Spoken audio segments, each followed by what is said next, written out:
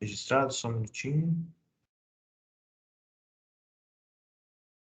Ok, nós vamos ver então aqui o texto, né, do Gessé de Souza, os 2 primeiros capítulos do livro A Raiva Brasileira.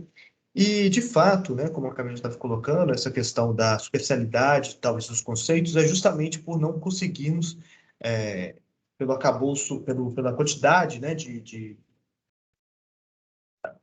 leitura, pela carga de leitura, né, colocar mais outros capítulos ali para aprofundar nesse tema, né? O capítulo 3 e 4 ele consegue não aprofundar, mas ele consegue expandir a visão para outros conceitos, né? E aí, como eu disse para vocês, né, seria muito interessante a leitura do capítulo 4, porque ele aborda muitas questões importantes para a nossa disciplina, mas para isso teria que ler o 3.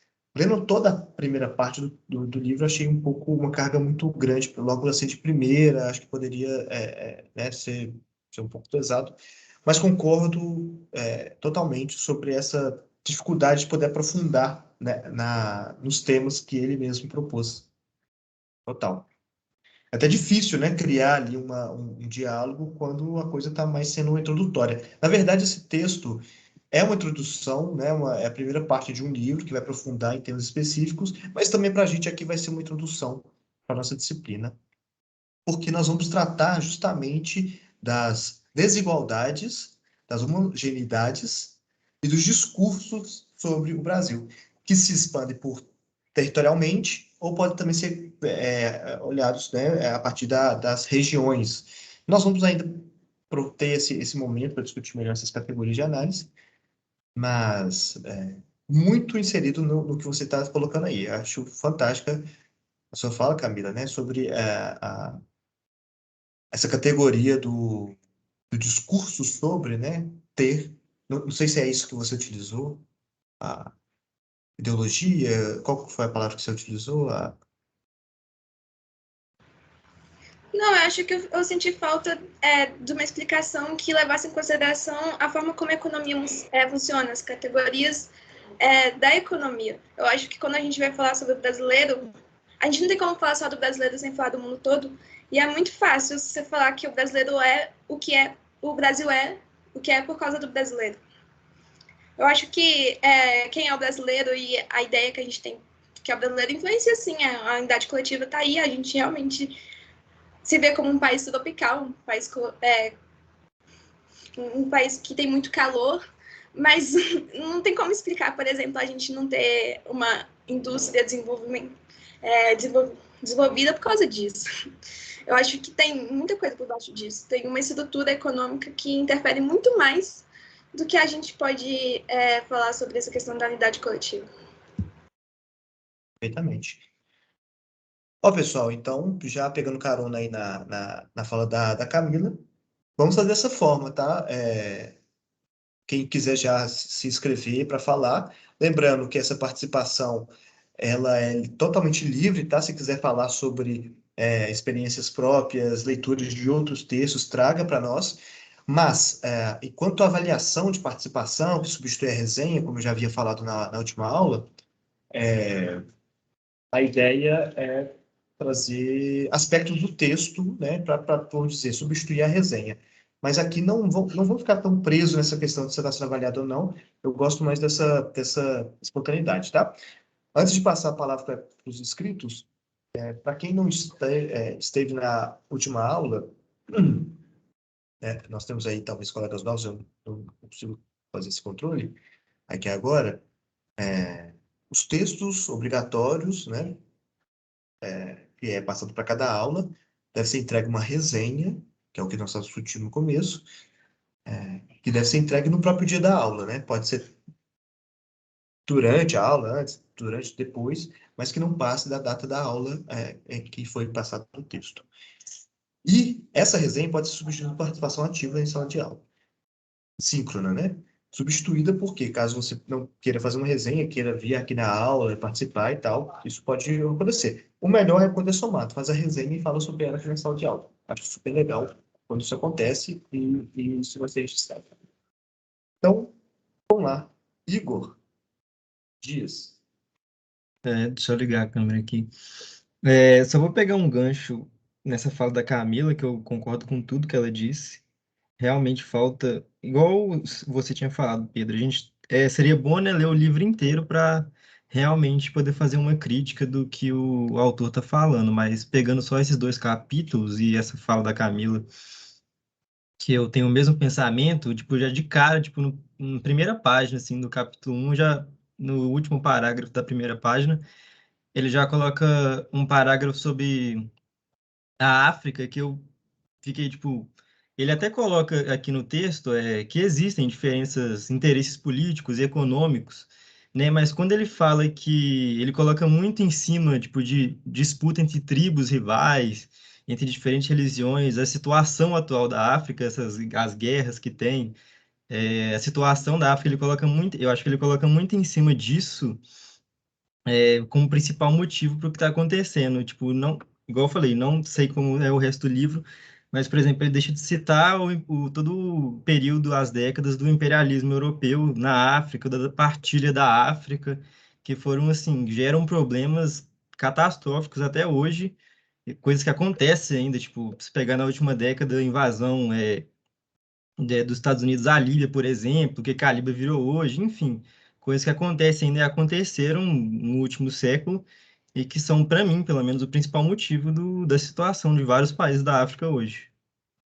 E ele também fala isso mais para frente, quando ele compara o Brasil com os países, acho que sociais-democratas, que é o que ele usa da Europa, né? Fala que eles alcançaram uma sociedade, mas também não fala, tipo, por quais meios esses países conseguiram chegar nisso, entendeu? Acho que, pelo menos nessas partes aí, falta uma análise mais profunda dele. Beleza, Igor. Passa para Carmen.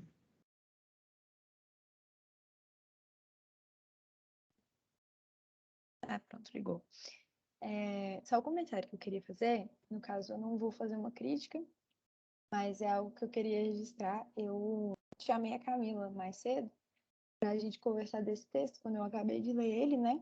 E uma coisa que a gente, inclusive, discutiu sobre isso, e que eu achei bem interessante que o texto ressalta, e foi algo que me deixou pensando sobre isso, e eu, inclusive, dei mais ênfase na minha resenha, foi sobre o que ele fala do senso comum. E eu achei essa parte muito interessante, porque isso é muito verdade mesmo, sobre, eu estava falando, que a Camila estava falando, né, que ele fala como se o brasileiro ele não tivesse a capacidade de se autocriticar. E eu falei com ela que, ao meu ver, o que ele quis dizer com isso é que a gente aceita muita informação sem questionar elas. E isso também faz parte da identidade coletiva, porque, querendo ou não, sei lá, tipo, na escola a gente cresce falando isso, né? Que o brasileiro é um povo muito caloroso. E a gente só acata essa informação, a gente não pesquisa mais a fundo. E é só um exemplo vago, mas, tipo, eu tava falando com a Camila sobre o quanto que isso é assim, que se eu parasse aqui, por exemplo, chegasse para minha mãe e falasse com ela, mãe, por que que você acha que a senhora estudou só até o quarto ano? Que a minha mãe, ela parou no fundamental, né? De estudar. E ela ia só falar, tipo assim, porque na roça todo mundo era pobre e aí a gente precisava trabalhar. Ela não sabe, tipo, por que que realmente é assim e todo o processo que constitui essa divisão social e nem, tipo, por que que os filhos dos patrões, quer dizer, as filhas dos patrões dos seus pais, elas estudavam e você não? Não tem, tipo, esse pensamento. Acho que a população do Brasil, ela realmente é acostumada muito a acatar simplesmente uma opinião que é dada. E eu dei o exemplo para a Camila que isso continua acontecendo hoje em dia, porque, por exemplo, no Twitter, alguém chega lá e twitta alguma coisa, e aí todo mundo começa a dar RT e falar, é isso mesmo. E aí muita gente começa a pensar daquele jeito, sem parar em momento nenhum e falar assim, por que que a pessoa está falando isso? E aí começa todo mundo a só acatar essa informação. Então, o senso comum, ele realmente vai camuflar muita coisa. E eu achei muito interessante, eu não vou achar que agora qual parte exatamente que é, mas tem uma parte aqui no texto que ele fala sobre isso, como que é feito de uma forma invisível, tanto porque o ensinamento da classe média é feito dentro de casa, então a gente não percebe a diferença de ensino da classe média e da classe baixa, e também por conta dessa questão de que não dá para pensar, sendo que a gente está envolvido num senso comum que impede a gente de fazer críticas. E isso é tão real, porque se você chegar numa mesa de família e começar a discutir política, eles acham super errado e falam que, tipo, ai, pra que brigar por conta disso? No fim, somos todos brasileiros e estamos todos sendo fodidos pelo governo. Aí, tipo, quando eu tava lendo o texto, eu falei, mano, isso é muito real. O brasileiro é ensinado a não brigar por nada. E nem, sabe, tipo, não pode conflitar, é um país unido, e é muito chato isso. Enfim, era só essa parte que eu queria destacar, porque eu achei bem legal. Legal, legal.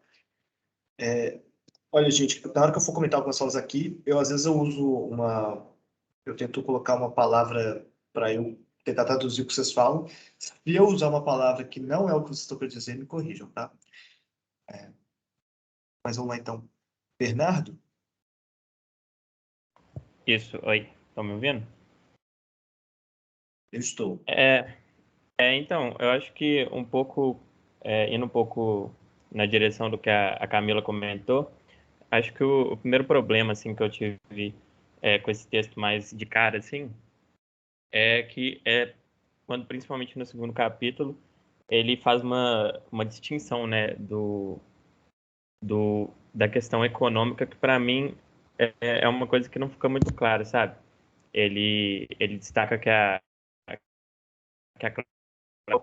é um conceito que tem além da questão econômica, é mais do que algo definido por renda, e aí fala muito de coisas que me pareceram muito ligadas com aquilo de capital cultural e social, né, do Bourdieu, mas eu não consigo ver muito bem onde que está a verdadeira distinção disso, sabe? Onde que isso deixa de ser uma questão econômica, de fato, e se torna outra coisa. E, no geral, eu acho muito esse assunto da identidade nacional, a formação da identidade nacional, muito, muito importante, porque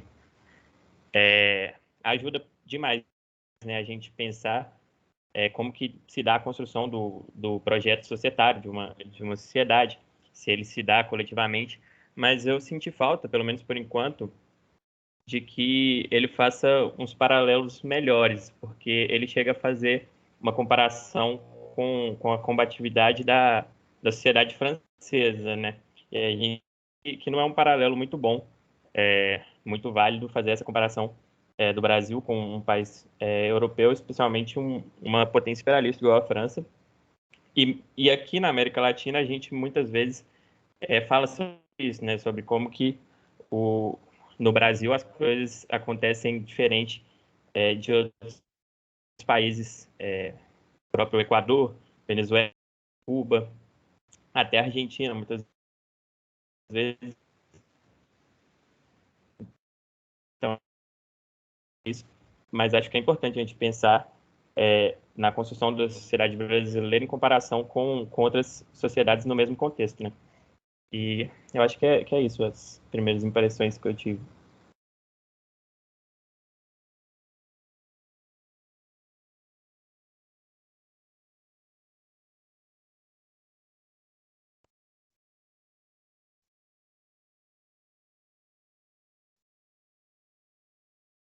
Pessoal, eu acho que eu caí aqui. Acho que eu voltei agora, né? Tá, vou passar de novo. Ok. Tá. Antes de passar para a Camila e depois para o Igor, eu só queria ressoar uma questão aí que já foi colocada. E, assim, as críticas são muito válidas. Estou aqui até refletindo sobre a minha própria leitura do texto, mas, gente, não sei se eu caí agora.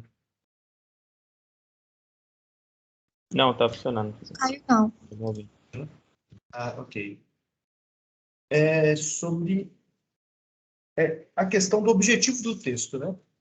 A perspectiva que o Gessé traz é uma perspectiva mais a partir da visão pouco assim, né, da história, uma categoria também muito utilizada nas ciências sociais, políticas em geral, que é o discurso, a análise da ideologia.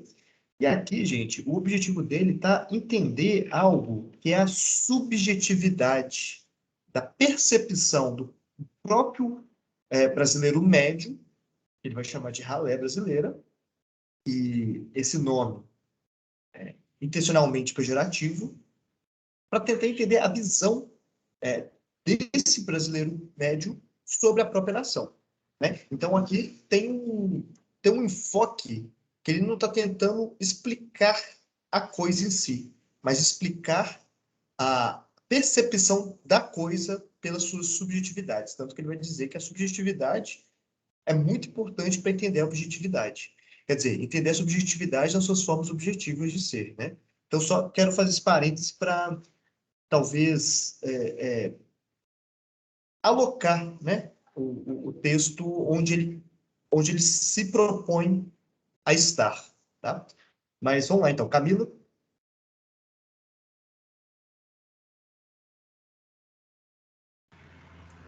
Eu acho que o ponto não é necessariamente negar a posição da identidade nacional ou coletiva no papel da formação da nossa consciência ou da nossa subjetividade.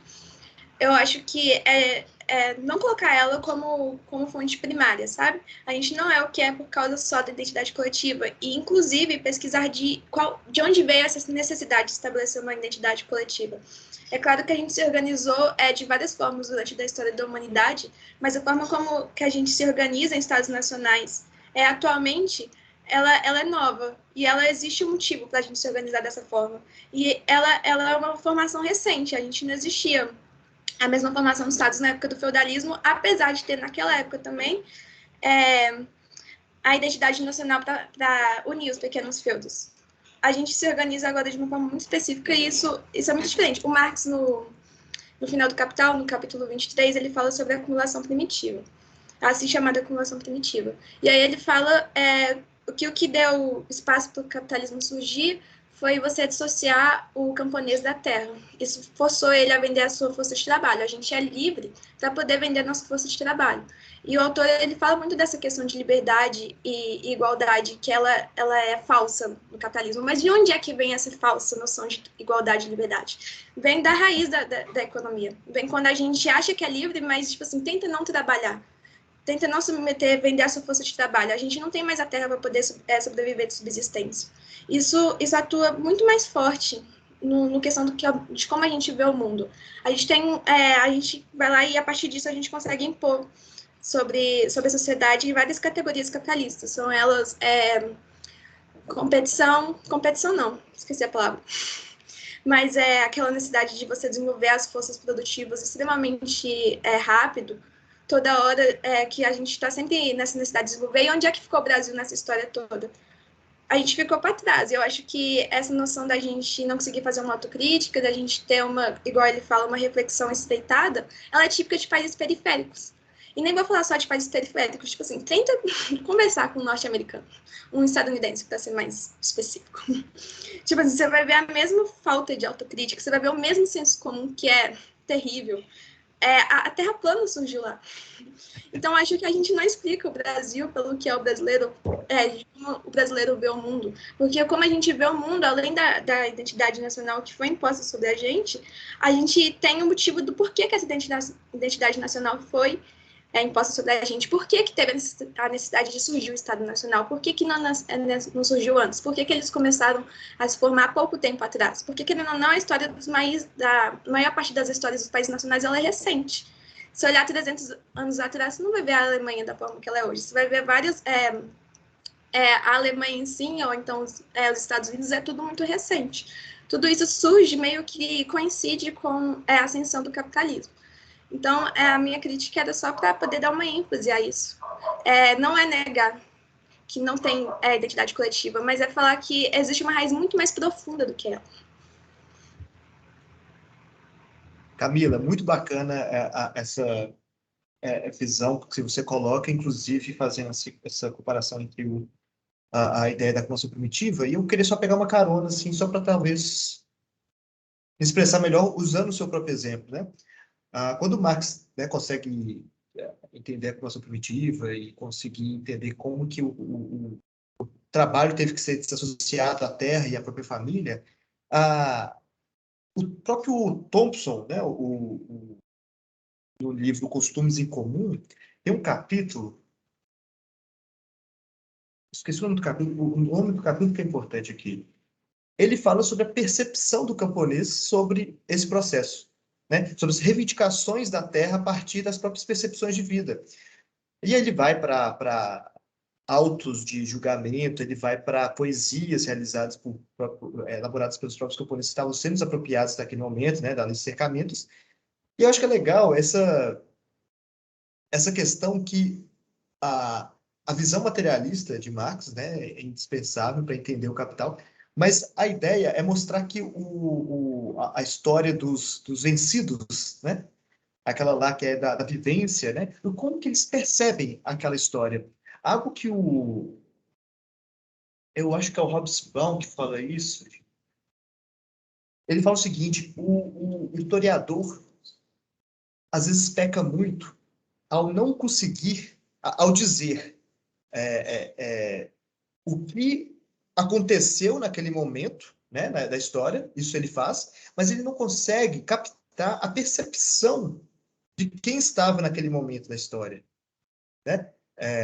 Vamos dizer assim, como é que a gente vai explicar daqui 30 anos como que esse governo atual foi eleito? Sabe, é difícil explicar essas coisas com simples respostas assim pré-moldadas. O que eu quero dizer é só o seguinte, é que aqui nessa disciplina nós vamos tentar bater muito nessa tecla, na diferença entre desvendar o objeto, quer dizer, apresentar o objeto, apresentar o que é o Brasil, daquilo que são representações do país, né? Então, eu acho que é essa parte que nós vamos explorar. Não aquilo que, de fato, e a gente consegue, de várias ferramentas, conseguir abordar o Brasil da sua forma mais material, mas entender por que a identidade nacional da formação do Brasil deu muito certo e por que ela é assim, né? Essa diferença entre o que é o Brasil e aquilo que se percebe enquanto Brasil, principalmente por essa camada da população que é a mais representativa, a mais representativa em termos quantitativos, né? Pelo menos. E ganha alguns espaços, né, nas decisões políticas na medida que se expressa de formas variadas, né? Tanto na eleição como também nos padrões de consumo, enfim, né, adianta falar aqui. Mas eu acho que eu entendi o que você, essa pedra no sapato que você já, né, tá colocando aí desse texto, né, cadê as explicações que vêm de cunho econômico, macroeconômico, mas eu estou tentando colocar aqui um texto onde ele tentou explorar, não desconsiderando o resto. Na verdade, é explorar algo que é pouco explorado, talvez, que é essa ideia de como pensa, né, a brasileira, a próprio livro, né, a ralé brasileira, quem são e como vivem, algo assim, né? Está tentando mostrar essa população, a forma que enxerga o Brasil. E aí ele começa o texto falando sobre esse discurso sobre nação, né? Na verdade, esse capítulo talvez não seja mais o foco do livro, mas ele é uma introdução para dizer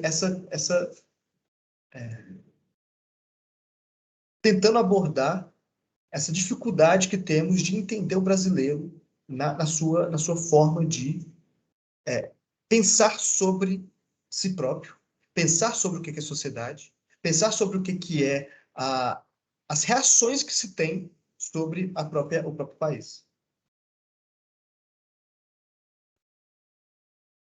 Pessoal, dos inscritos aqui, eu não sei se a ordem é mantida aqui na lista. Eu acho que é o Igor, depois a Marina. Eu fui a última a levantar a mão, então provavelmente é isso mesmo. Ok, então, Igor. Eu nem levantei a mão agora. Acho que é só a Camila e a Marina que estão com a mão levantada aqui. Ah, tá. Que para mim eu acho que ficou levantada. Ah, Você eu já levantou. baixei. Acho que é a Legal. Marina. Marina.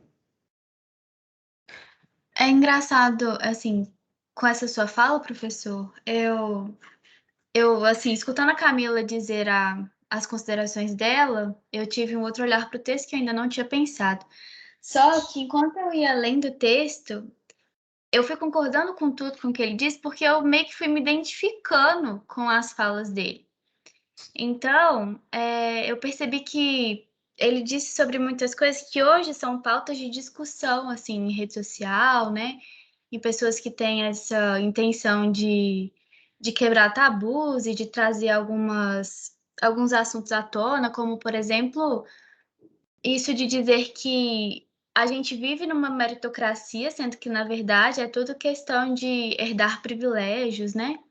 E etc. Então, quando ele foi dizendo até mesmo sobre as características das classes sociais, eu fui me identificando na qual eu me encaixo. E aí isso me fez até parar para pensar e perceber que realmente as pessoas elas não aceitam esse tipo de crítica, porque é sair um pouco da zona de conforto. E eu percebo que o brasileiro ele tem essa dificuldade. E também, principalmente, quando ele fala que toda nação, eu vou ler aqui porque eu não vou saber reproduzir da forma correta, mas ele fala que toda nação, ela se dá a partir de, de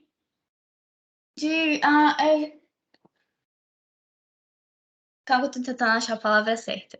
Mas ele fala que toda nação, ela se constrói a partir de possibilidades de ultrapassar esses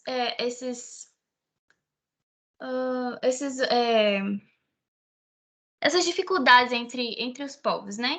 E hoje eu percebo que a gente, como brasileiro, tem tido esse obstáculo, porque muitos hoje a gente vê a bandeira do Brasil e tem o maior repúdio, né? Enquanto que outros acham que é motivo de orgulho, etc. Então, esse foi um pouco a minha percepção do texto quando eu li ele. Perfeitamente. A questão, inclusive, discussões bem atuais, né? Como você disse, sobre a questão da meritocracia, privilégios e a dificuldade de se reconhecer isso. Eu queria, gente, voltar no texto, antes de passar para o Igor Duarte, sobre talvez explorar um pouco melhor essa questão que ele já coloca de cara, né?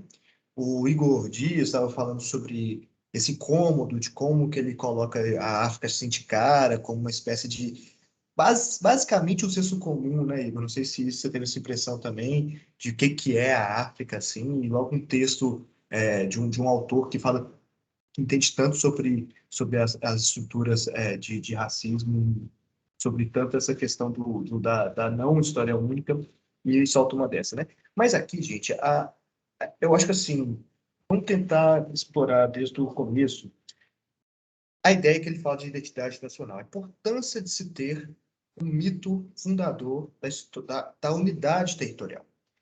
A professora Tatiane, que vai fazer participação aqui com a gente, vai falar mais sobre isso. Ela é historiadora, né? Ela é de história, e vai falar mais sobre essa questão da ideia de unidade do Brasil desde a independência. Mas a questão é a importância de se ter um mito para unificar um território vasto, diverso e não unido, né? E nisso, gente, há uma série de tentativas, né, que vai construindo ao longo do tempo. Vocês devem ter acabado de passar por uma disciplina chamada Formação Territorial do Brasil, e se ainda se utiliza os mesmos parâmetros, né, os mesmos textos, né? Vocês já devem ter lido sobre o mito da Ilha Brasília, do Eldorado, da língua única, que são mitos construídos naquele momento em que se ocupava, se invadia um território totalmente diverso, totalmente hostil para o colonizador, né? E tentando manter aquilo dali de alguma forma, já criar formas de unidade, quando havia muita resistência para ela, né? E, como diz o texto, esse discurso que hoje nós temos sobre a unidade da nação, pelo menos essa mais forte, essa última que ele coloca aí, é a partir do Getúlio Vargas, e aí ele vai colocar todos os autores, toda a ciência que estava por trás para isso acontecer. Não que a população saiba que existe teorias, conceitos por trás disso, mas ele exatamente fala isso, né? Que nós ignoramos a força de autores, de teorias, de conceitos na nossa vida. Né? Nós esquecemos a importância que ela tem. Inclusive, ele vai dizer, olha, Gilberto Freire talvez não tenha sido lido nem por 1% da população brasileira, mas ele impactou, né, o governo modernizador, Getúlio Vargas, que vai aplicar, de alguma forma, essas teorias para transformar a ideia do Brasil. Mas, bem, a importância de ter um mito é justamente unificar algo que não é unido. E aí ele diz, né, que na verdade, ele atropela muito, né? Ele dá uns saltos muito grandes assim na discussão, mesmo porque não é o foco. Mas diz sobre o seguinte: o que é o Estado moderno, né? O Estado moderno ali ele coloca como nesse sentido de substituir o que a religião fazia, de coerção, de unificação, de comunidade. E antes a ideia, né, de harmonia da comunidade estava mais estabelecida com relações de parentesco, de sangue. Ele fala dos vínculos locais. E com o Estado moderno, isso é quebrado, tá, gente? Isso daí não é uma visão só do GC, não. Vários outros autores entendem como que na modernização do Brasil, ali a partir da década de 30, com a industrialização, né, incipiente, com a burguesia industrial, né, no país em ascensão, vai romper vários laços que se havia sido construído em um tempo anterior, né? Das próprias relações de falar feudalismo é errado. Um semi-feudalismo no Brasil, de uma horizontalidade de determinadas relações, e que isso vai sendo quebrado a partir da industrialização, da urbanização, da organização, inclusive, dos sindicatos, né? Várias quebras, vários rompimentos. Essa ideia que ele coloca, gente, de rompimentos, é muito interessante. Na verdade, ele não fala isso de rompimentos, né? Mas é muito legal, porque ele chega a citar, de certa forma marginal, a ideia de reciprocidade, né? Como que as sociedades, né, não modernas, a reciprocidade está muito mais presente nas relações, naquela questão da dívida, naquela questão não monetária, naquela questão de compadrio muito forte. Isso, pessoal, de certa forma, explica muito o Brasil pré-industrial, né? De certa forma, explica muito sobre o que é o coronelismo, explica muito sobre como que são as relações dentro dos latifúndios brasileiros, de uma certa horizontalidade, por mais absurdo que isso pareça, né? As relações horizontais. Quem disse isso foi a Maria Isaura.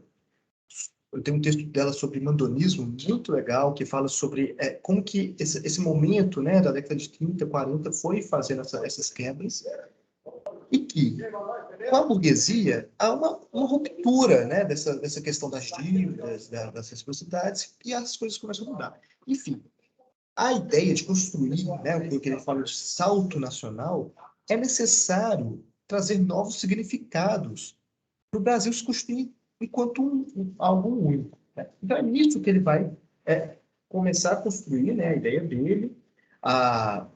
Ele bate no ponto de que não há um determinismo aqui, ele não utiliza essa palavra não, mas ele vai falar sobre o DNA coletivo, né? E o que seria o DNA coletivo? O DNA é aquela característica mais profunda de uma sociedade que não é determinada pelos fatores apenas econômicos ou políticos, ou, enfim, é um conjunto de fatores que é construído arbitrariamente e historicamente. Isso é muito importante dizer. Então, assim, toda sociedade que foi colonizada, toda sociedade que está sobre o domínio dos Estados Unidos, toda sociedade que teve um regime de escravidão tão intenso quanto o Brasil, vai seguir os mesmos caminhos? Não, não vai. isso tem muito fatores culturais e subjetivos que vão ditar esses próprios trilhas da história de um país, tá? Então, se fosse só os parâmetros econômicos, se fosse só os fatores políticos, provavelmente nós teríamos histórias muito parecidas com países vizinhos. Existe uma subjetividade por trás e ela tem que ser explorada. Ela explica, ela é maior do que os outros fatores, principalmente econômicos? Não. Mas ela é muito forte e ela não pode ser ignorada. Eu acho que é isso aí que o texto está querendo explorar. E só para terminar o primeiro capítulo, pelo menos, das anotações que eu fiz aqui, ele vai explorar dois fatores, né, dois tópicos da identidade nacional. Primeiro, a questão da natureza, né? Ser gigante pela própria natureza. E numa rápida leitura, ele diz o seguinte, que essa ideia da natureza é para compensar o nosso atraso econômico, né? Bom, olha, o Brasil pelo menos isso ganha, então vamos nos orgulhar. Mas isso não é o suficiente. E aí ele chega numa parte que eu acho que é fundamental para também, isso vai ser trazido na participação especial do Bruno, professor de geografia Bruno, que é a questão do mito da formação social brasileira, né? Da questão da mestiçagem. Né? Acho que isso aí é um foco que ele coloca do mais importante. Ele, inclusive, vai, de forma indireta, fazer uma periodização em que, antigamente, o Brasil, né, lá no começo da República, ainda os autores eugenistas estavam muito presentes, né, e isso se destaca, gente, até na própria obra Os Sertões, do Euclides da Cunha. A grande parte do livro, né, que muitas vezes o pessoal pula essa parte, né, a terra e o homem vai direto para a luta, ele vai insistir que para o brasileiro, né, para o Brasil dar certo, a mistura de três raças, como ele coloca, não dá certo. Né? Ele enfatiza isso de várias formas, dizendo que nós temos que escolher o caminho. Né? Basicamente, ele defendendo uma eugenia. Né? São formas indiretas de dizer uma eugenia. Isso só para dizer o seguinte, que como que Gilberto Freire teve importância de quebrar esse pensamento, não que talvez fosse a intenção dele, mas ele diz o seguinte, não, olha, o Brasil sofreu essa mestiçagem devido a um próprio fator da cultura lusitana, da cidade, que ele vai dizer, isso ele vai dizer, o próprio autor coloca, sem mais críticas, né? Ele vai reduzir o fator de raça na discussão, vai colocar uma questão de cultura, isso, mais uma vez, não é colocado em crítica, e transforma a ideia negativa em ideia positiva. Dizer, não é vergonhoso, é um motivo de orgulho, nós somos seres misturados, pegamos o melhor de cada raça e aí constituímos o que é o Brasil. E aí o Gessé até fala assim, poxa, você vai para a rua e percebe, de fato, né? O Brasil tem vários... demonstra, né, isso claramente, essa mestiçagem. Mas o que o Gessé está colocando aqui? Isso, né, essa conclusão não é vista... desculpa, essa conclusão é vista pelo resultado e não se olha as causas. Né? Essas causas são motivos de orgulho, mais ou menos isso que ele vai falar. Enfim, Getúlio Vargas vai debruçar nisso. Né? Para a ideia do salto nacional, precisamos agora de várias pessoas aqui vão ter que pagar pelo salto nacional, pelas dívidas, pelo trabalho. Nós precisamos de manter essa burguesia que cresce, essa classe trabalhadora que está aqui pronta para fazer greves, está pronta para partir para o regime até anarquista. E eu preciso de fazer aí o que ele fala, né? Um culto ao não, a aversão ao conflito, como quem está falando isso daí foi a Carmen, falou da questão, eu não sei agora quem falou isso, que o conflito, né, ele é mal visto o brasileiro, né, só sempre aquele cuidado em pôr certas polêmicas em discussão e tratar elas de forma... Bom, falei demais aqui, mas é porque eu estava sentindo falta de dar essa retornada, assim, né, nos conceitos que ele traz no primeiro capítulo, ainda tem um segundo, mas vamos lá. Na ordem, gente, eu perdi a ordem aqui. Eu acho que é o Igor que estava já há mais tempo. Posso estar errado. Oi, sim, era eu mesmo. Então, o senhor acabou falando algumas coisas que eu ia mencionar, mas eu queria falar. Mas eu queria. Na verdade, era uma pergunta que eu ia fazer, mas o senhor acabou me respondendo. Mas eu gostaria de falar um pouco sobre como foi a construção dela. O que acontece? Ao ler o texto. Deixa eu ligar minha câmera aqui só um minuto.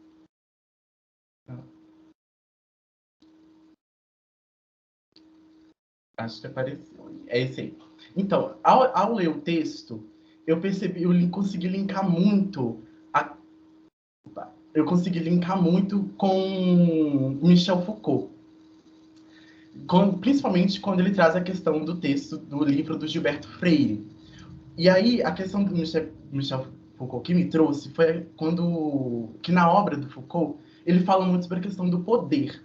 E aí, dentro dessa questão, ele fala do discurso enquanto um formador e construtor de relações de poder. E aí eu linkei ao mito da brasilidade e ao próprio livro do Gilberto Freire, onde, sem dúvidas, é um discurso, e esse discurso ele possui um poder de ajudar a permear essa identificação, no imaginário social das pessoas, esse mito da brasilidade. E aí, com esse mito, e aí uma pergunta, né? Será que esse mito acabou sendo uma maneira de operar no imaginário social e de controle social da nação brasileira? E aí, pensando nisso, falando em controle e em poder, em discurso enquanto poder, enquanto forma de poder de controle da nação, estamos falando de território. Então, a pergunta seria: será que esse discurso de poder do mito da brasilidade e do livro do Gilberto Freire, enquanto um grande sistematizador desse mito, não seria funcionando como uma territorialidade? Ou então um método para gerar territorialidades, uma coisa assim? E essa é a questão sobre a questão do território e tal. Um outro momento do texto que que me fez fazer paralelos foi o momento dessa questão da identificação em si. Porque quando você gera identificação, quando você fala de procurar gerar identificação, procurar gerar o sentimento de pertencimento, estamos falando de lugar. E essa questão, você tem que gerar o quê? O sentimento de pertencimento vai gerar onde? Nos indivíduos. Então, é a escala do lugar. Então, seria o país, a nação, como um lugar, sabe? Deu para entender mais ou menos essa questão. E aí, gerar, por exemplo, esse discurso de poder vai gerar lugares topofílicos, que aí trazendo a questão do Foucault, né? E foi isso. Um pouco confuso, talvez, porque eu fiz um mapa mental muito doido aqui. Enfim. Não, ótimo, ótimo, Igor. Acho que eu consegui captar. Eu não sou entendedor do Foucault, mas queria depois pensar nessa questão que você coloca. Foucault, acho que a linha dele sobre análise de discurso é a minha favorita. Essa correlação, essa interface que ele faz com o poder, para mim, eu acho que é muito dentro do que o próprio Gessé quer trazer. Mas essa pergunta eu vou deixar aí para a turma. O que o pessoal acha dessa pergunta do Igor? Mas sobre o discurso, né, do Freire, se é territorialista, acho que a resposta ela é mais longa do que um simples sim. E só uma coisinha que eu queria deixar aqui antes é a categoria de lugar. Acho legal explorar essa categoria. Infelizmente, não vai caber aqui na nossa disciplina, né, trazer mais elementos dela. Mas, com o tempo, eu gostaria de problematizar e dizer que talvez ela não fosse a melhor para encaixar nesse texto, não seria a mais adequada. Eu acho que o território, né, na minha percepção, porque a ideia da identidade, mas correlacionando os poderes que estão dentro do próprio espaço, eu acho que a gente poderia explorar mais essa sua questão na próxima aula, que nós vamos falar das categorias de análise. Não é descartando, mas é minha problematização em cima da sua fala. Obrigado, Glenn. Gente, é o seguinte, eu acho que a ordem das mãos aqui, elas saem, tá? Do local. Eu estava acostumado com inscrição no chat. Não estou querendo desqualificar a mãozinha, não. Só quero dizer que eu não quero ser injusto aqui, não. Quem seria o próximo aqui? Eu acho que a Camila levantou a mão, mas ela baixou. Não sei se Tá, quer mais. eu vou gravar aqui a ordem que me parece, que tá Camila, Marina, Bernardo, Robson e Beatriz. Confere para Ó, todo mundo Pedro, aí? Oi. não é melhor fazer aquelas inscrições no chat, igual você. Você fazia isso, não fazia? Fazia, pois é, eu estava até mais acostumado, só que a mãozinha fica também muito prática. Eu só quero conferir É só se por essa. questão de ordem mesmo, não sei, às vezes para organizar, Total, né? total. Vamos fazer esse teste então? Eu gosto dessa ideia, Natália, porque eu não queria desconsiderar a mãozinha, porque também é um recurso muito bom, né? Uhum. É, Não, mas o que então, pega? Você pode fazer de. Como a princípio sempre vai ter gente falando mesmo, a galera pode fazer a lista. E aí, por exemplo, aí quem tiver dúvidas, aí vai levantando depois. Não sei, tô pensando aqui, é porque toda hora você fica meio confuso aí. total. Porque eu não sei como que como é que o Teams aqui ele organiza a ordem, né? Eu acho que é por ordem mesmo. Então, só repetindo, tá aqui Camila, Marina, Bernardo, Robson e Beatriz. E aí, gente, né, ainda sem saber se é isso mesmo, os próximos que quiserem falar, se puderem colocar o nome no chat, só para a gente não perder essa ordem, que eu não gosto de atravessar ninguém, não. Mas vamos lá. Camila.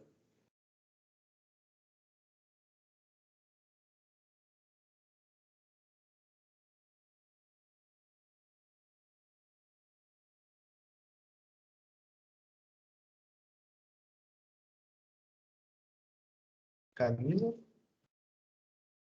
Ah, não, peraí, agora mudou tudo. Agora é Robson e Beatriz, que apareceu para mim. É porque eu acho que a Camila desistiu, por isso que ela abaixou Ok, a mão. ok. Beleza, vamos lá, Mas eu Robson. abaixei. Ah, tá.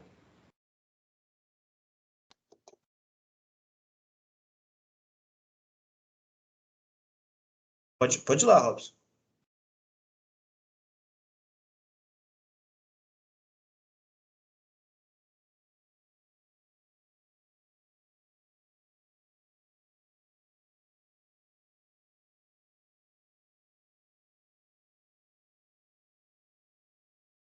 Não, eu achei que fosse eu que tivesse caído, não, mas parece que é. A gente não está discutindo.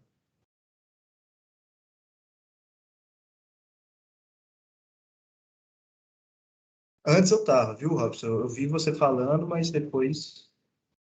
Ok.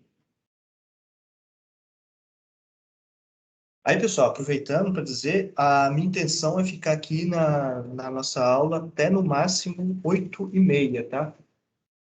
Eu penso que as nossas aulas podem ficar aí entre 1 hora e meia. Eu acho que isso é o suficiente para a gente ter uma discussão bacana e também para não ficar maçante. Vocês estão me ouvindo agora? Estou. Sim, sim. Sim, Robin. Perfeito.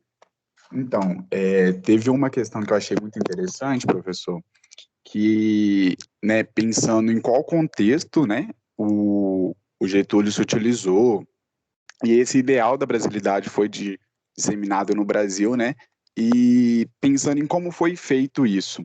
E nesse momento eu pesquisei aqui, vi que a Rádio Nacional foi fundada em 1936, e então foi um momento assim que eu acredito que, como era uma linha direto do Getúlio, né, com a maior parte da população brasileira que não era letrada, né, então acredito que tenha sido um meio de divulgação desse ideal bem incisivo, né, deve ter havido muita propaganda nesse momento pelo rádio. E outra coisa que eu acho que é interessante também é o fato do capital cultural, que eu entendo que as questões econômicas, elas não definem por si só, né? Ela não explica toda a complexidade, toda a desigualdade na nossa sociedade, né, no Brasil, e simplesmente falar também é uma questão de raça ou uma questão de do lugar, né, onde a pessoa nasceu e tudo, também não acho que explica. Então, acho que o autor, ele tenta trazer algo relacionado mais a esse viés que não é tão debatido, né, do capital cultural, porque eu acredito que tem muitos autores, né, que debatem a questão econômica e essas desigualdades por esse viés, e eu entendo que o capital cultural ele é muito presente assim, nessa manutenção das desigualdades, porque tem questões que são muito objetivas.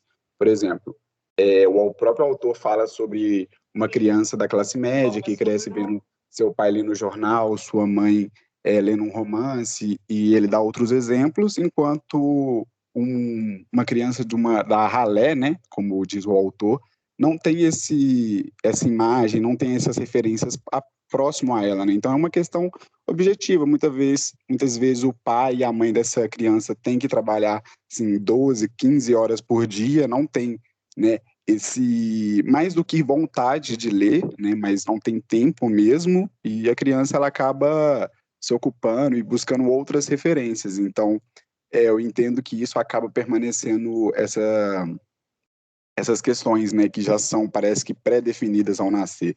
Quem nasce pobre, quem nasce numa realidade miserável, vai vender sua força de trabalho num trabalho que muitas vezes acaba sendo, né, um regime de semi-escravidão, né, pelas horas e pela forma mesmo da dinâmica do trabalho, enquanto uma criança que nasceu na classe média ou na classe alta vai ali mais fazer um trabalho intelectual, um trabalho que agrega valor.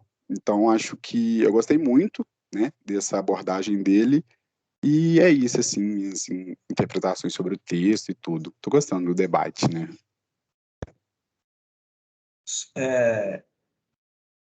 Robson, bacana também isso, demais sua fala. Com certeza, o governo de Getúlio Vargas foi a característica dele, né, foi essa propagação de um ideal de nação. Né? Nós achamos o momento, né, da década de 30 no Brasil, década de 20, 30 no Brasil, foi muito conturbado. Foi muito difícil, né? Foi muita luta na rua, foi muitas greves, foi um período de muita tensão política, social, e ela foi contornada a partir de várias estratégias, incluindo essa propaganda, né? Muito forte. Eu acho que o GCE ele vai no governo de Getúlio Vargas porque realmente é muito marcante. A ideia de identidade nacional, até hoje, nós bebemos muito dela. E sobre uma coisa que você falou, eu acho que é outra questão que a gente poderia até, talvez, refletir sobre até que ponto a pré-definição de um indivíduo em uma classe é uma definição, é um determinismo ou não é, né? Não estou dizendo nem que sim, nem que não. Mas até que ponto as estruturas sociais, de fato, já impõem ali obstáculos muito objetivos, materiais e quase intransponíveis? E até que ponto os tramas de vida são mais complexos do que uma explicação macroeconômica, né? Eu não sei dizer, mas eu acho que é uma discussão importante de se fazer. Vai depender muito da perspectiva, né, que traz. Eu acho que aqui deveria ficar cada vez mais claro que primeiro, nós todos bebemos de ideologias, né? Somos todos, de alguma forma, contaminados por alguma perspectiva, por alguma forma, uma categoria que nós nos adequamos mais, que nós preferimos, que nós conhecemos, ou desconhecemos. E a explicação da realidade vai partir por diversas formas diferentes de ver, né? Eu acho que o que eu estou falando aqui é, tipo assim, meio que chover no molhado, acho que todo mundo sabe disso, mas é algo que tem que ficar bem presente aqui. Nós estamos testando várias categorias para tentar explicar um fenômeno que todo mundo compreende de alguma forma, que é ser brasileiro, entender o Brasil, né? E não é fácil, não é uma tarefa fácil. Agora, a síntese... Só ver aqui. que estava depois do Robson, estava a Beatriz. Beatriz, você está aí? Tô sim, vocês conseguem me ouvir? Sim. Beleza. Boa noite, gente. Então, a partir da leitura do texto e de toda a discussão que está acontecendo aqui, eu percebi que esse sentimento, né, de pertencimento do brasileiro, ele tem um aspecto, como tudo, positivo e o aspecto negativo. Porque é importante a gente perceber que a unidade do território brasileiro depende muito desse nosso reconhecimento. Da gente se sentir presente no território e sentir que a gente faz parte dele.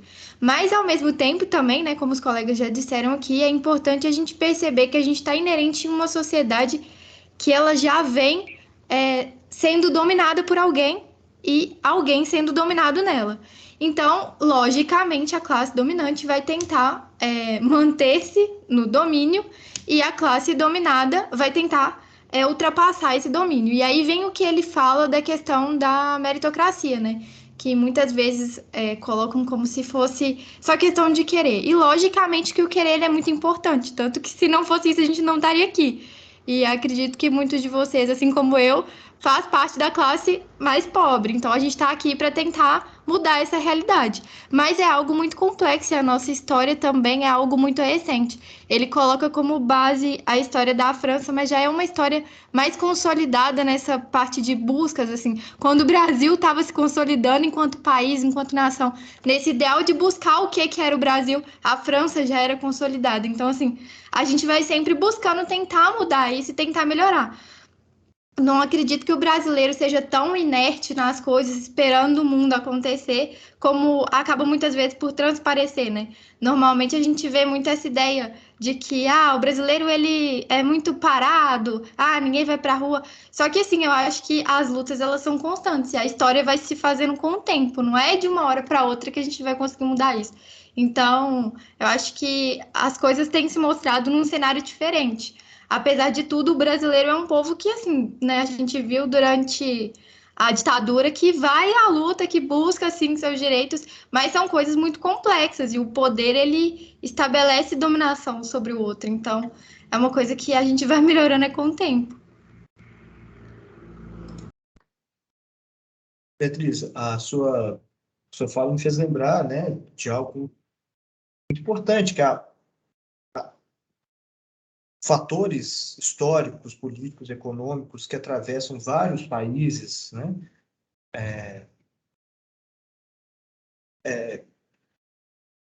Eles são explicados, sabe, beleza, de uma certa forma. Mas o jeito como a população de um local responde a isso é muito diferente. Nessa mesma disciplina, Geografia Humana do Brasil, eu tive a oportunidade de ajudar a professora Doralice a organizar uma palestra, isso ainda presencial, né?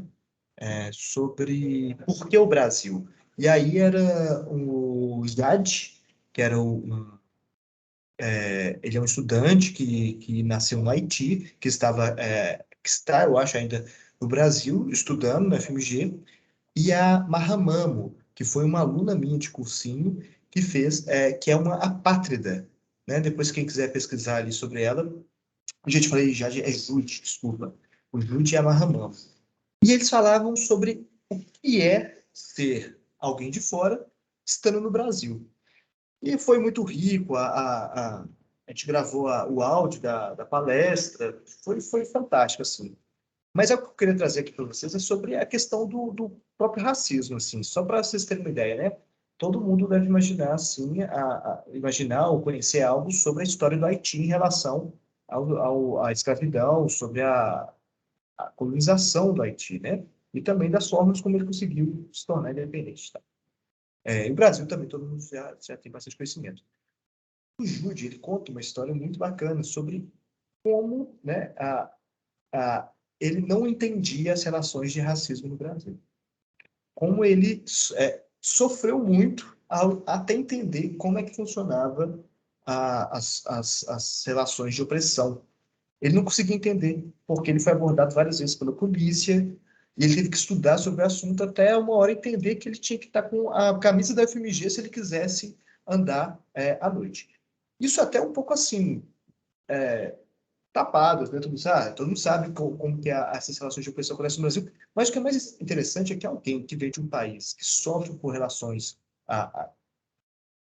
de estruturas racistas chega no Brasil e entende outras relações, né? Ele estava ali sobre outras questões que ele não conseguia entender, né? Isso é só para pensar o seguinte, como que uma mesma relação histórica, uma mesma relação política tem formas de expressão diferentes e muito fortes, né? Não é algo simples de entender. Isso vai muito das relações de dominante e dominado, né? Então, na hora que você coloca essa relação assim, acho que chegamos num ponto muito bacana, que é quem dita, né, essa forma de dizer o que é bom e o que é ruim, né? O julgamento de moral na sociedade vem muito dos interesses das classes dominantes. O que é bom, o que é ruim, o que é superior, o que é inferior, e até mesmo o que vai viver, o que vai morrer, né? Então, sem exageros. Cindy? Oi, dá para me ouvir direitinho? Não, então, primeiro, assim, eu acho achei bastante interessante o texto A Rala é Brasileira, do Gessé de Souza. Primeiro, assim, algumas questões que eu queria destacar. Ele coloca, né, assim, essa questão do nacionalismo brasileiro, como ele foi construído. Quando eu estava lendo, assim, eu me lembrei de uma série de outras coisas que eu já tinha estudado antes. Eu não sei se eu comentei aqui nessa turma, mas a primeira graduação que eu iniciei, que eu acabei não concluindo, foi Relações Internacionais, e teve uma disciplina que a gente estudou um pouco assim sobre como se conforma o nacionalismo nos diversos países e tudo. Acabei me lembrando de muitas coisas que eu havia estudado nessa época. E me lembrando disso, eu fiquei refletindo um pouco, porque nas relações internacionais, na abordagem que eu tive, a galera colocava como muitas vezes existe a eleição de um inimigo nacional para ajudar a consolidar a identidade nacional, né? E aí, no Brasil, a gente sabe que o inimigo nacional é a Argentina, né? Isso tem muito a ver com a própria guerra do Paraguai, que depois, inclusive, o Brasil e a Argentina viraram aliados, mas, enfim, a disputa que havia ali da consolidação das fronteiras com o próprio território paraguaio e também o Uruguai, enfim, acabei lembrando de todas essas questões que eu achei interessante trazer aqui para a aula também, para a gente refletir, porque eu vejo, né, que assim, o processo de construção de uma identidade nacional, ele tem várias camadas, né?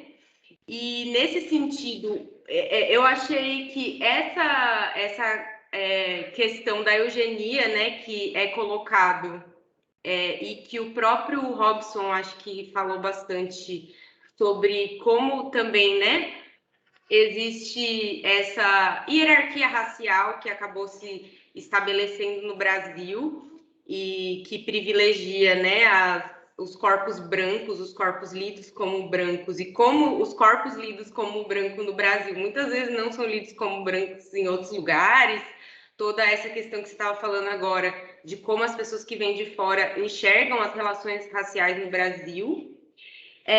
E de fato, para tentar dialogar um pouco com a questão que o professor colocou sobre a categoria de análise, né, do capital cultural, o Robson falou um pouco também, eu não vejo como sendo excludente de uma categoria, por exemplo, que também coloque questões econômicas, né? Eu já vi, né, essa categoria de capital cultural sendo utilizada por autores marxistas, inclusive o próprio Gramsci é uma referência em cunhar, né, esse termo, enfim, discutir inclusive essa questão da identidade nacional. e que muitas vezes esse próprio capital cultural ele é acumulado a partir de bases materiais de uma certa classe. Ainda que, e dentro do capitalismo a gente tem mobilidade social, né, de classe, geralmente para baixo, né, é muito comum as classes médias irem sendo pauperizadas ao longo do tempo, e agora que a gente está num período de crise, a gente vê isso, mas o capital cultural acaba sendo um pouco mais estável, né? Ainda que a condição econômica daquela família decaia,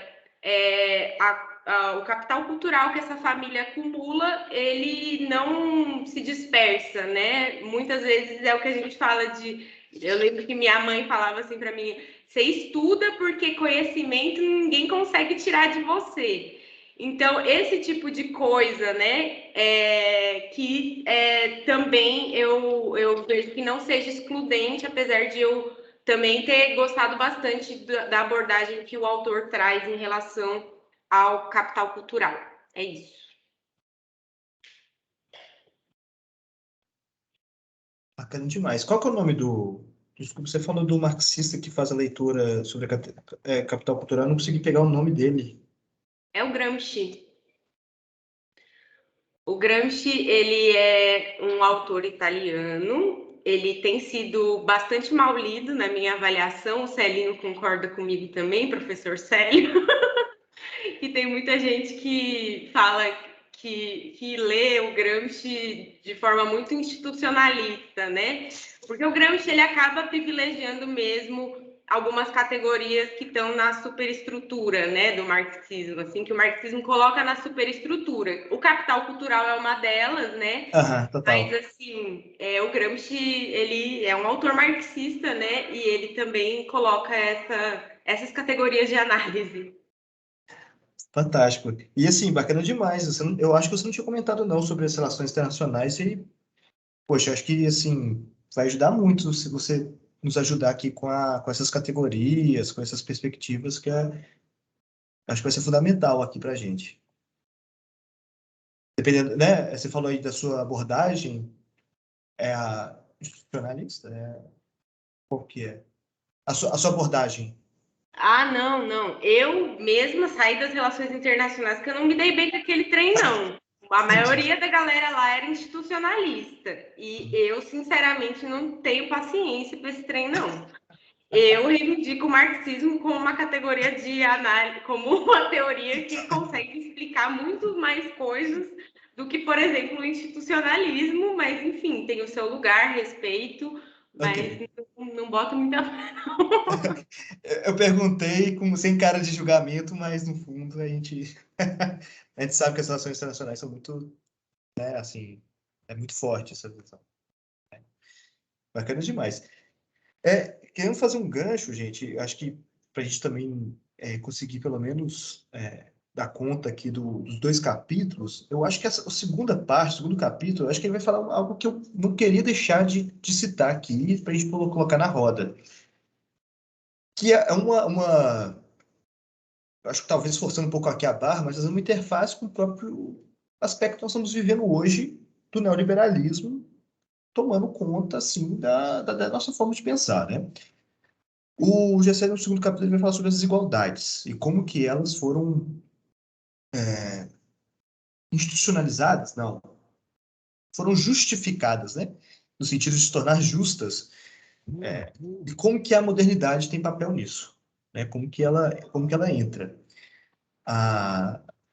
Como eu dizia, né, antes assim, da modernização, né, as relações de reciprocidade levam também à ideia do determinismo, né, de você nascer numa família rica, portanto você vai ser rico. Se você nasce numa família pobre, portanto já é predestinado que você seja pobre. Aí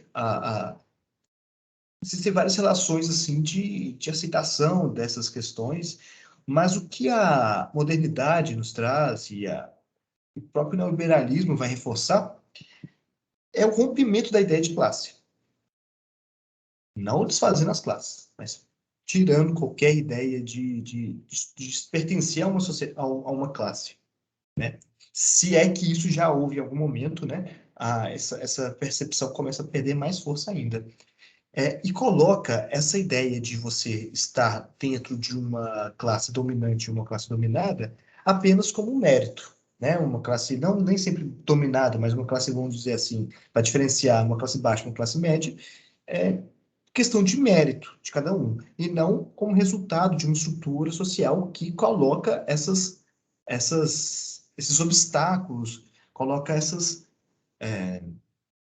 várias pré-determinações sobre isso, né?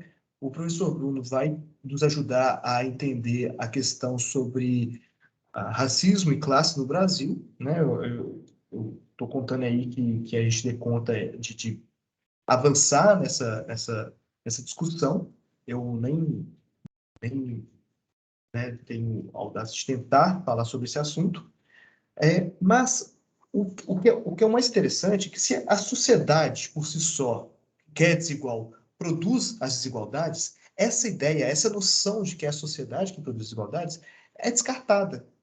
Então, uma ideologia que vem a partir das classes dominantes é dizer o seguinte: não, você dar bem na vida, você dar mal na vida é mérito seu. Isso é questão que você tem que resolver consigo mesmo, né? O quanto você é capaz de trabalhar enquanto os outros estão dormindo, né? Para utilizar um jargão que é muito utilizado. Tem uma capacidade individual.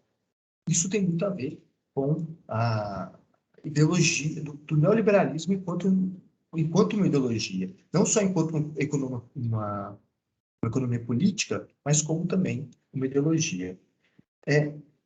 E eu gosto muito de fazer essa visão de si mesmo, né, essa autocrítica, de pensar o quanto nós reproduzimos essa noção, né?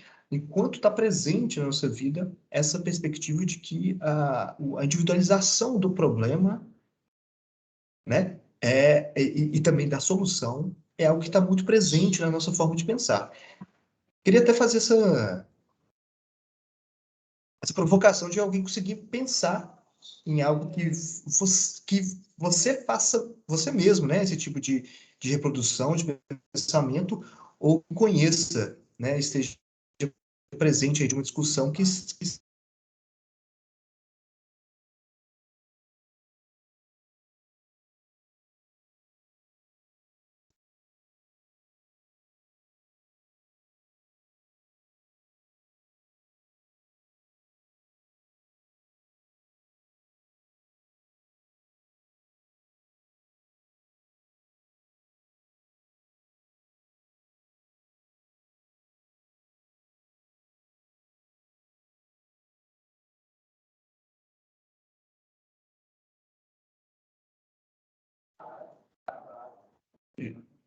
pessoal, eu voltei, vocês estão escutando?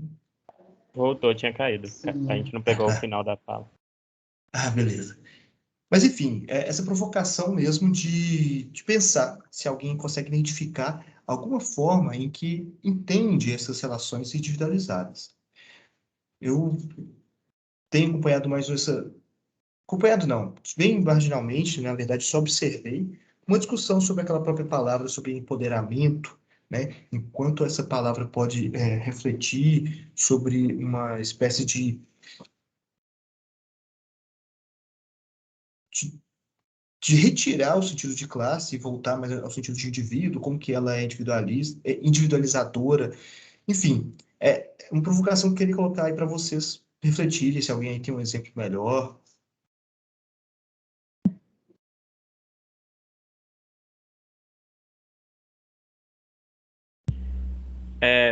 Posso, posso tentar falar? Eu acho que uma situação em que isso acontece muito, essa abstração, é quando, por exemplo, essa coisa toda,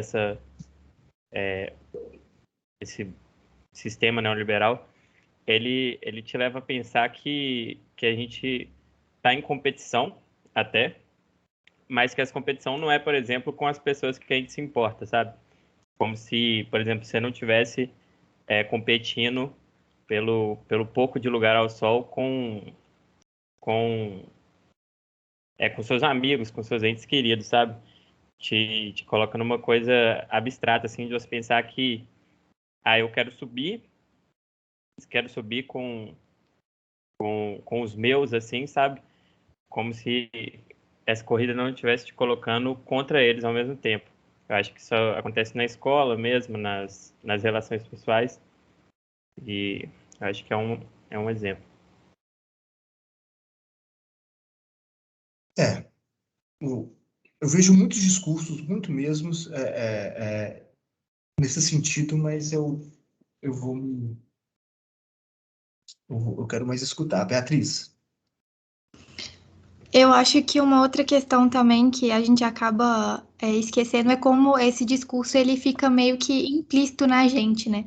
Eu não sei vocês, mas nesse tempo que a gente fica muito em casa ou algo assim, eu me sinto mal quando eu tenho um tempo para descansar. A gente acaba achando que a gente tem que fazer tudo o tempo inteiro. A gente não pode ter um dia para descansar, 4 horas do dia à toa, que a gente se sente mal, que a gente acha que a gente tinha que estar aproveitando aquele tempo para aprender uma língua nova ou qualquer outra coisa. Então, assim, a gente acaba levando isso para nossa rotina sem nem perceber muitas vezes, porque a gente tem que estar fazendo algo para conseguir ser melhor, para vencer no dia seguinte, e aí a gente acaba fazendo uma competição interna e externa, né? Então, é uma coisa assim que acaba sendo nada saudável pra gente.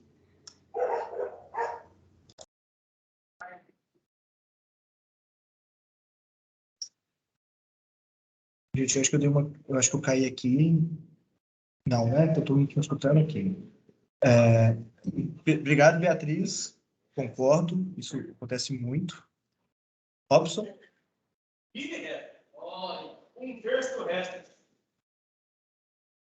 Gente, estão me ouvindo? Perfeito.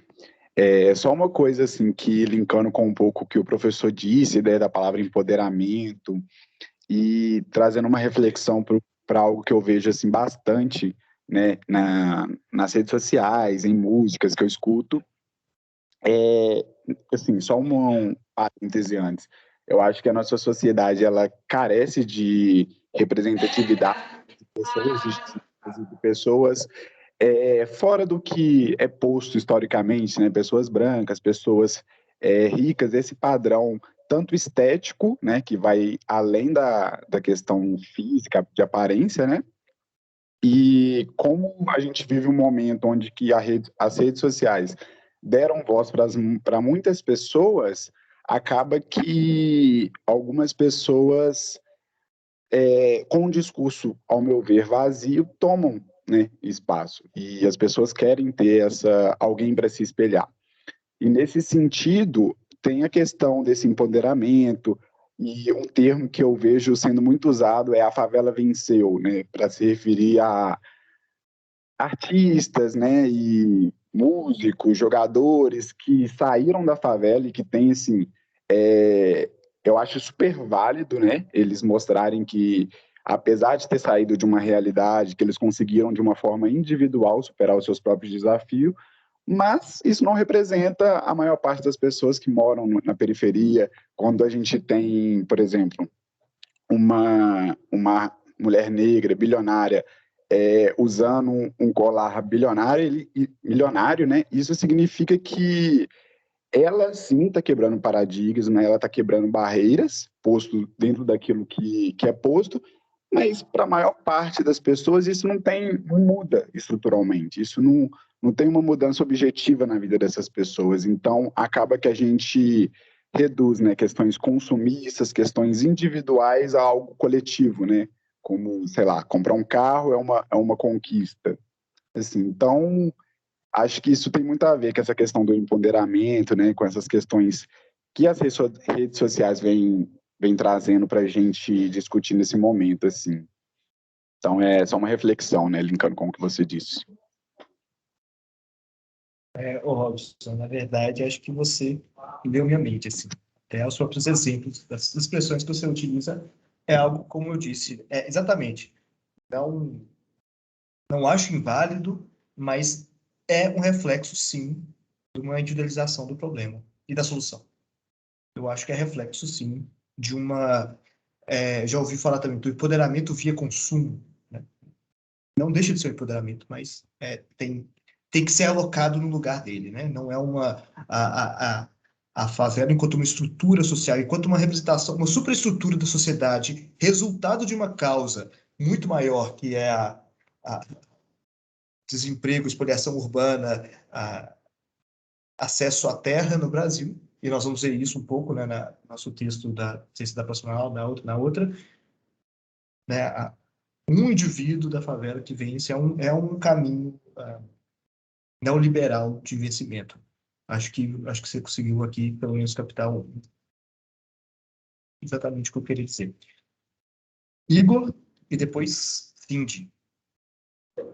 Boa noite a todos. Eu queria pegar um gancho na fala da Bia sobre a desvalorização, né, do ócio, da hipervalorização dessa atividade, né, querendo ou não, de inovação e proatividade que a gente é estimulado o tempo todo por causa da velocidade, né, desse período da informação que foi gerado pelo liberalismo, né? A velocidade que algumas atividades elas ficam desvalorizadas e, consequentemente, algumas instituições, né? Eu gostaria de refletir um pouco sobre isso, porque tudo agora que você comenta, que você faz, ou que você passará a fazer, vem seguido da pergunta, aí como que você vai ganhar dinheiro em cima disso, né? Como que a gente vai capitalizar em cima disso? Então, as pessoas, querendo ou não, mais pessoas, vou dar um exemplo de tocar alguma música erudita, ou aprender, ou praticar algum tipo de esporte, né? Então, você vê que as pessoas vão tomando seu tempo mais e mais por coaching, entre aspas, né, para ilustrar aqui, por investimentos financeiros, coisas que vão levar sempre assim para o lado do enriquecimento e não da questão do enriquecimento cultural, né? E aí essas instituições que a gente estava falando da patrimônio imaterial, né? A velocidade que elas caem em desvalorização, porque elas não estão ligadas diretamente a capital, né? Então, você comentava muito sobre o incêndio do Museu Nacional, já começava a cair em desuso, isso não está gerando dinheiro, entendeu? Então, as coisas, né, nessa mentalidade, eu tô falando assim, na mentalidade ideal, de um liberalismo assim, selvagem, onde a gente está preocupado do capital o tempo todo, a gente perde algumas pautas em velocidade, em coisas de minutos, isso não gera mais dinheiro, a gente não fala mais sobre isso. Então, é essa reflexão, né, que a fala da Bia me trouxe, eu queria compartilhar aqui. Perfeitamente, e o GSEC até coloca isso. Por que o brasileiro é tão apegado à coisa material e econômica, né, e não ao bem-estar, enquanto humanidade, enquanto sociedade, né? É uma resposta que ele não dá, infelizmente, eu, né, teria que avançar mais assim na leitura, mas é por aí, né? Cindy? Aí, pessoal, antes da Cindy falar, eu estou encerrando a inscrição por causa do horário, né? Mas, sim, caso alguém queira comentar, obviamente, né, se houver tempo aí, eu vou escolher. Não, acho que eu nem vou me estender muito. Era mais no sentido de trazer um exemplo também, no sentido do que o Robson fez, porque eu atuo nos movimentos feministas e a galera fala muito de empoderamento feminino e tal. E agora tá rolando as empreendedoras femininas, que não sei o que, né? E a verdade é que para uma mulher ficar rica e se liberar das tarefas domésticas e não ter que se preocupar com questões relacionadas ao cuidado, que é historicamente relegado ao papel das mulheres, né, na nossa sociedade patriarcal, essa mulher ela vai contratar uma outra mulher para fazer esses serviços. Então, a que passo que isso também é uma vitória coletiva das mulheres, o empoderamento feminino de uma mulher que ficou rica e que é uma empresária girl boss, né? Que a galera não vai. Simplesmente ela só vai pagar muito mal outras mulheres para fazerem essas tarefas das quais ela se liberou e se empoderou.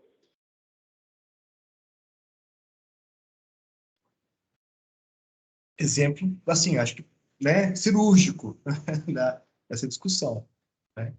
Ah, eu acho que, assim, é legal esse exemplo, porque até que ponto também, né, assim, tipo, sei, esse tipo de atitude, atitude não, melhor dizendo, esse fenômeno, né, acontece no Brasil e explica um pouco o Brasil, né? Acho que, no final, fazer essa interface com a nossa disciplina, eu acho que tem muito a ver com o Brasil que nós estamos vivendo.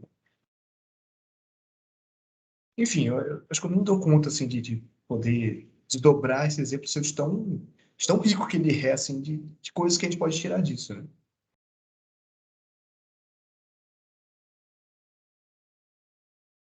Eu não sei se eu caí.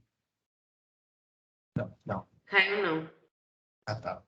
É, e acho que essas perspectivas também, né, que você traz aí dos movimentos que você participa, acho que é legal também para a gente poder estar se atualizando, se informando também com essas categorias, né, quais caminhos estão sendo, quais reflexões estão sendo trazidas a partir disso.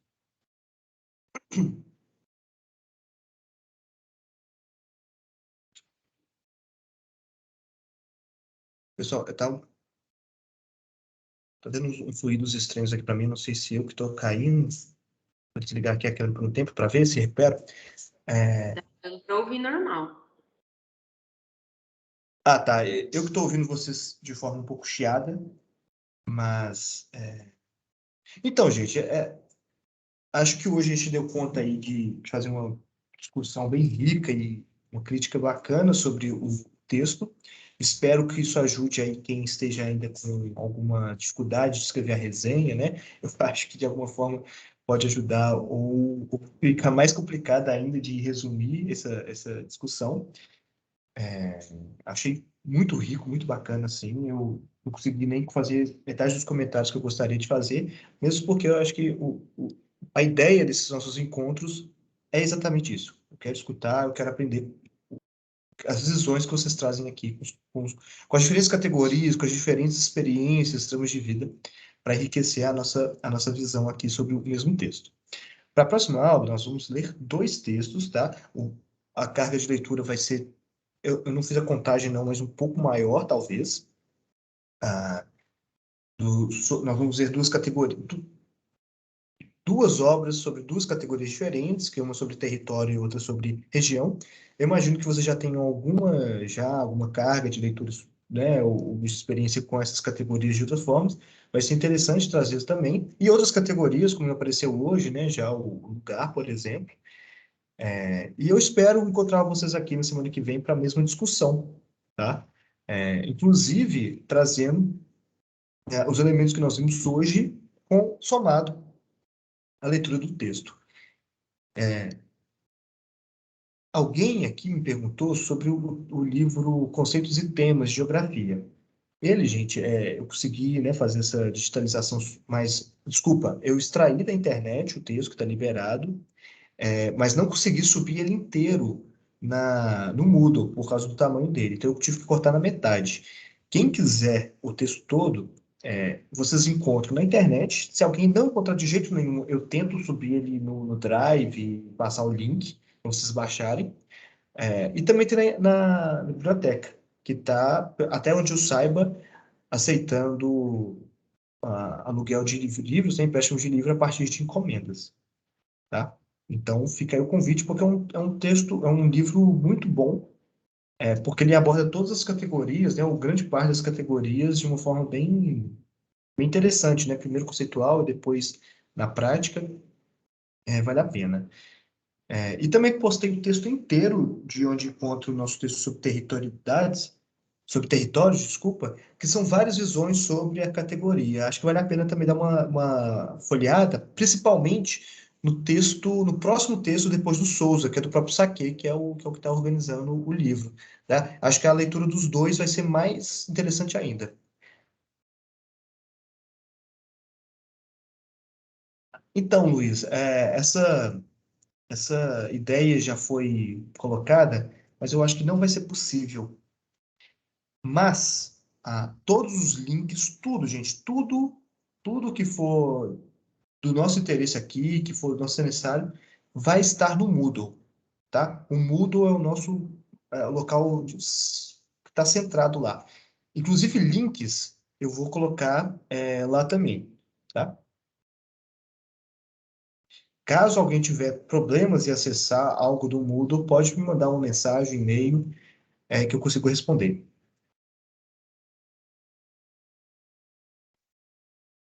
Pessoal, se alguém tiver mais alguma dúvida, comentário, sugestão. Professor, só uma. O texto do... Peraí que eu tô aqui no livro já falando. Território e territorialidades. Qual que você recomenda eu ler?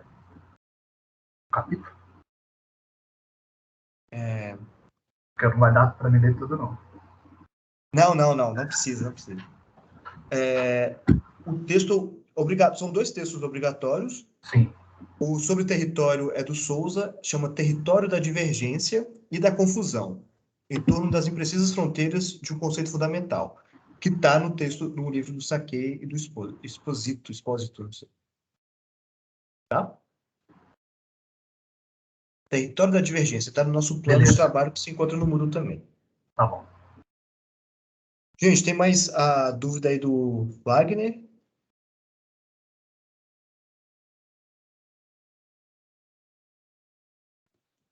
Ei, professor, ei, turma. Beleza? O professor, é sobre a aula passada, eu me confundi com a da outra disciplina e eu tô com dificuldade de te entregar essa resenha hoje, cara.